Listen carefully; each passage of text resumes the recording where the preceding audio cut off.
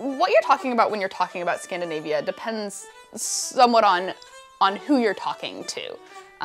You have Norway and Sweden, which are pretty much definitely Scandinavia, and then there's Denmark, and then there's Finland. And Finland is part of a different language group, and the music is very different. If you listen to Finnish music, it's going to sound a lot more Slavic than Swedish or Norwegian music.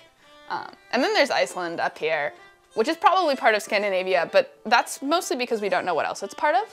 This is in far northern Europe. To the south, you have Germany. You can see Germany just a little bit on the bottom here, and Poland right next to it.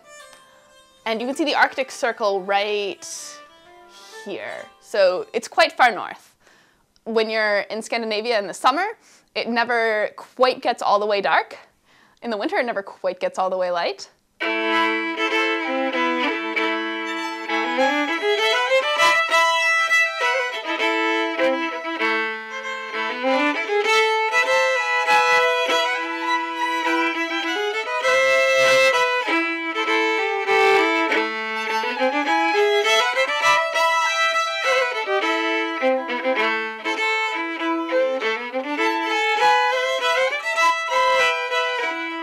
It's hard to talk about Scandinavian music in general because Norwegian music is very different from Swedish music, is very different from, Finnish or Danish music. And even within Sweden, on a smaller scale, the music from northern Sweden is very different from southern Sweden, and it varies even between little villages. The music varies incredibly between regions and even between little villages because back when this tradition was developing, if you wanted to go to a little village 30 miles away, that was actually a very difficult thing to do, and it would take you a couple of days. And this is because we didn't have modern transportation, but it was also mountainous and very cold and snowed in the winter.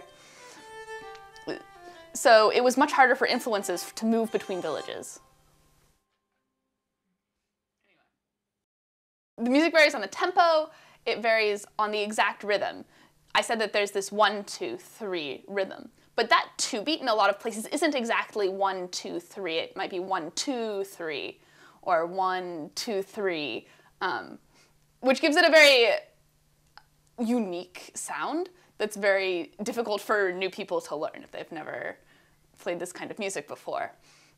You have regions that have that tend to have lots of little 16th notes, so these very fancy melodies, and you have regions that are characterized by much more simple, slow, elegant melodies.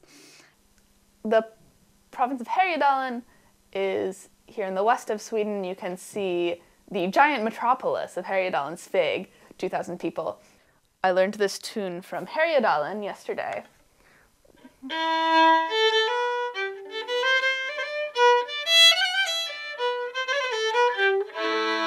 In the east, there's Hälsingland. The biggest city, I think, is Järvsö. It's over here. This is my favorite tune from Hälsingland.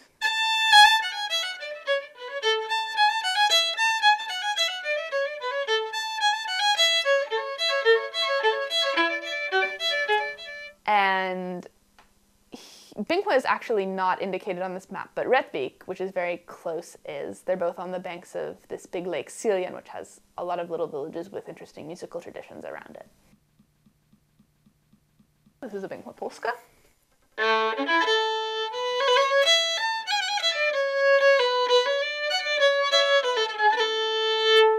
And the South also has beautiful, beautiful musical traditions. Very, very Western European, Danish influenced. You have very elegant music and dance.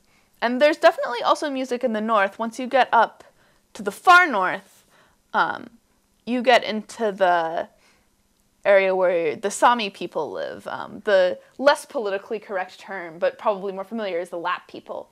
And they don't have a lot of instrumental music, but they do sing. And there's some pretty cool vocal music from up there.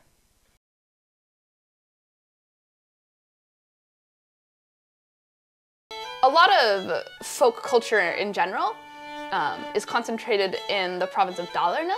If you've seen the little wooden horses, they're painted in very fancy ways from Sweden. It's from Härjedalen, the forgotten region in Sweden. Like it's It's like they have one city, it's not even a...